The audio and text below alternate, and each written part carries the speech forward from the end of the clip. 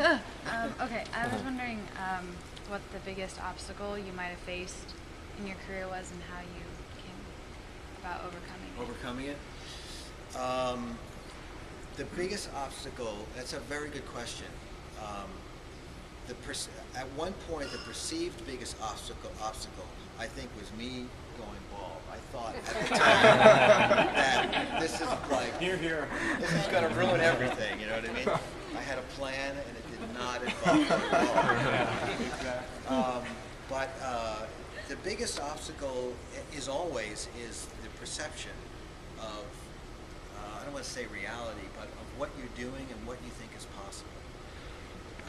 And I'm a perfect example of someone who didn't look right, certainly didn't play the right kind of music, and somehow got through these little obstacles and gained an audience.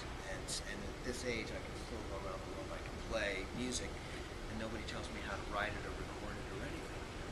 And that's fascinating. Now, if you asked me, you know, back in, let's say, when I was like 26 years old, like, could you imagine being an instrumental artist, you know, signed to Sony Music Worldwide, walking on stage with a shaved head, you know, and a pair of shades? I'd go, well, that's impossible. No one would ever pay to see that. And no one would ever buy a record of rock instrumental music, a genre which I was told over and over back then didn't exist anymore. So, but it's your mental perception of it. You have to get over that. And it's a very difficult thing to do because it's not mechanical. It's easy to open a book and learn something. It's easy to practice guitar and get a new technique. It's easy to go and buy some new clothes and everything. But that mental thing is what really makes us operate hour to hour.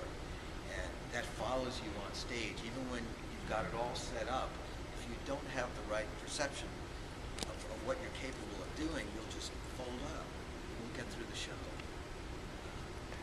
So that's I don't know how I did it. I don't think that I've actually done it entirely.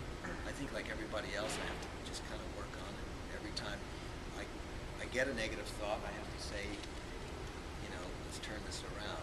I can do this. I bet I could. So, yeah. Do you feel more creative when you're happy or when you're sad?